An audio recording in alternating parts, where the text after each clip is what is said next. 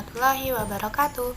Hai kawan-kawan, berjumpa lagi dengan saya Santika Ragresa Putri, NPM A1M020019 dari kelas 4A Prodi Pendidikan IPA Universitas Bengkulu. Sebelumnya, gimana nih kabarnya kawan-kawan semua pada hari ini? Semoga kawan-kawan dalam keadaan sehat dan selalu dalam lindungan Allah Subhanahu wa Ta'ala. Amin. Baiklah, pada video pembelajaran saya kali ini saya akan memaparkan sedikit materi pada bab 4 manajemen pendidikan, yaitu mengenai konsep manajemen pendidikan tingkat sekolah dasar.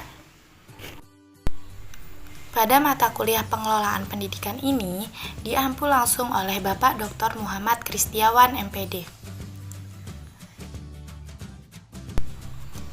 Pada bab 4 kali ini kita akan membahas 6 pokok pembahasan yang akan kita paparkan. Yang pertama ada pengertian manajemen sekolah dasar, kedua kerangka manajemen sekolah dasar, ketiga ruang lingkup manajemen sekolah dasar, keempat ada sekolah dasar yang efektif, kelima ada fokus manajemen sekolah dasar, dan yang keenam yaitu ada penerapan.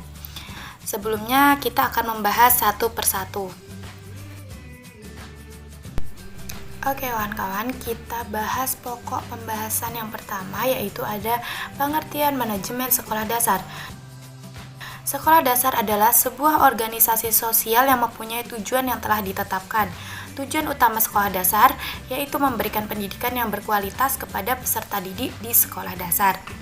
Manajemen sekolah dasar merupakan kegiatan mengelola atau mengatur sekolah dasar. Dengan kata lain, manajemen sekolah dasar berarti penggunaan orang-orang dan sumber daya yang lain untuk mencapai tujuan sekolah dasar tersebut. Di sekolah dasar, kepala sekolah sebagai pengelola perlu menggunakan manusia, material, dan sumber daya finansial untuk memenuhi tujuan sekolah yang telah ditetapkan. Selanjutnya ada peran manajemen. Peran manajemen yang dilakukan oleh guru-guru di sekolah dasar menurut Marini tahun 2014 antara lain sebagai berikut. 1.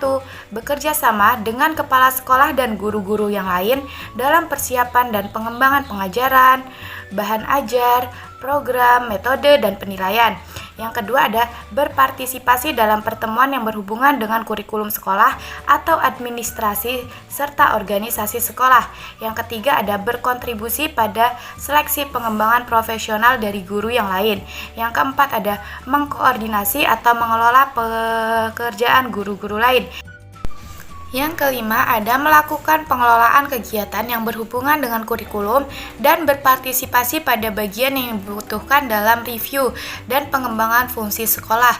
Yang keenam ada berpartisipasi dalam tugas administrasi dan orang-orang yang memberikan dukungan kepada guru serta mengalokasikan peralatan dan material. Sekarang kita masuk pada pokok pembahasan yang kedua, yaitu kerangka manajemen sekolah dasar. Kerangka manajemen untuk sekolah dasar harus meliputi pernyataan eksplisit mengenai kewajiban dan tanggung jawab semua pegawai sehubungan dengan manajemen pembelajaran siswa dan kurikulum. Manajemen kurikulum meliputi semua anggota komunitas sekolah dasar yang bekerja sama sebagai sebuah tim.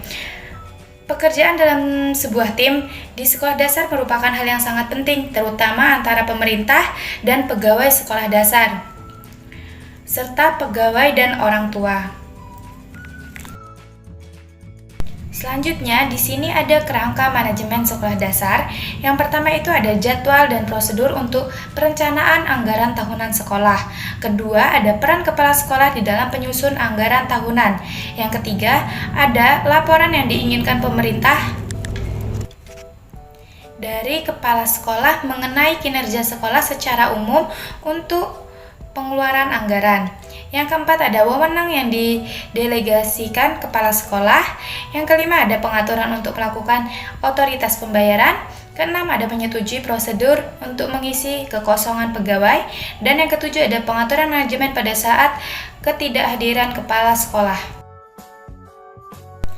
Selanjutnya pada pokok pembahasan yang ketiga itu ada ruang lingkup manajemen sekolah dasar. Ruang lingkup manajemen sekolah dasar sangatlah luas, yang meliputi elemen-elemen perencanaan, penganggaran, pengorganisasian, pengarahan, pengontrolan, pengordinasian, pembuatan keputusan, evaluasi, serta kegiatan-kegiatan dan program-program. Manajemen sekolah dasar meliputi kegiatan-kegiatan sebagai berikut.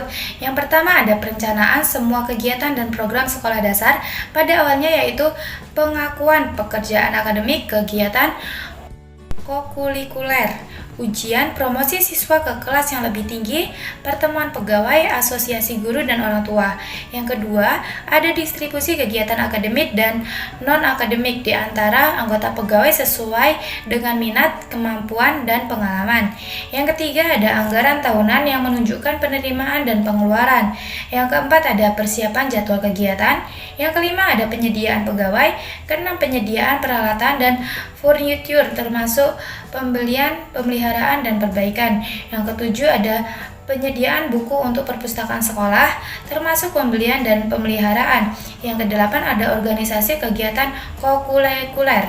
Dan yang kesembilan ada pemeliharaan catatan. Kesepuluh ada pengawasan kelas secara reguler. Ke-11 ada pengaturan ujian setiap bulan, setiap semester, dan setiap tahun. Yang ke-12 ada promosi siswa ke kelas yang lebih tinggi, koordinasi pekerjaan guru, dan lain-lain. Masuk pada pokok pembahasan yang keempat, yaitu ada sekolah dasar yang efektif. Pengertian, sekolah dasar yang efektif merupakan sekolah yang memenuhi kebutuhan yang didefinisikan secara lokal dari sumber daya yang ada dan menjamin bahwa siswanya datang secara teratur dan memiliki hasil tes yang baik. Karakteristik sekolah dasar yang baik menurut Marini tahun 2014 pada halaman 78 adalah sebagai berikut. Yang pertama, kepemimpinan kepala sekolah yang memiliki tujuan. Kedua, keterlibatan kepala sekolah. Ketiga, keterlibatan pegawai sekolah di dalam perencanaan. Keempat, ada konsistensi, keberlanjutan, dan kemajuan di dalam kegiatan pengajaran. Yang kelima, ada pendekatan pengajaran yang terstruktur. Keenam, ada pengajaran yang menantang secara intelektual. Yang ketujuh, ada lingkungan yang berpusat pada pekerjaan dan iklim kerja yang positif. Kedelapan, tugas yang terdefinisi secara jelas. Yang kesembilan, ada komunikasi yang baik antara guru dan siswa. Kesepuluh, catatan tertulis. 11, keterlibatan orang tua dan masyarakat. Dan yang ke-12, yaitu ada pekerjaan yang ditujukan dan bernilai. Selanjutnya ada keterlibatan orang tua di dalam pendidikan. Yang pertama, mendiskusikan masalah pendidikan dengan anak-anak. Kedua, melakukan supervisi terhadap kemajuan anak-anaknya. Ketiga, ada berkomunikasi dengan sekolah dasar. Dan yang keempat, itu aktif berpartisipasi di dalam kegiatan sekolah dasar. Kita masuk pada pokok pembahasan yang kelima, yaitu ada fokus manajemen sekolah dasar. Pengertian, manajemen sekolah dasar merupakan proses di mana kepala sekolah dasar selaku administrator bersama atau melalui orang tua berupaya mencapai tujuan institusional sekolah dasar secara efisien. Selanjutnya ada pengertian dari fokus manajemen sekolah dasar, yaitu adalah memberikan bekal kemampuan dasar kepada siswa untuk mengembangkan kehidupannya sebagai pribadi, anggota masyarakat, warga negara, dan anggota umat manusia, serta mempersiapkan siswa untuk mengikuti pendidikan menengah. Selanjutnya, pokok pembahasan yang keenam, yaitu ada penerapan. Untuk meningkatkan mutu lembaga pendidikan, ada 5 hal yang harus diterapkan menurut Baharudin tahun 2010, yaitu yang pertama ada pengembangan dan perbaikan kurikulum berbasis kompetisi. Yang kedua, memperhatikan kondisi kebutuhan siswa dan masyarakat. Yang ketiga, ada sistem evaluasi yang ada hendaknya dirancang dengan berbasis keahlian peserta didik. Ini berarti sistem pendidikan yang dijalankan lebih menitik beratkan kepada pengukuran kemampuan peserta didik pada ranah psikomotor daripada hanya sekedar memiliki dan mengetahui pengetahuan dan keahlian yang diajarkan pendidik.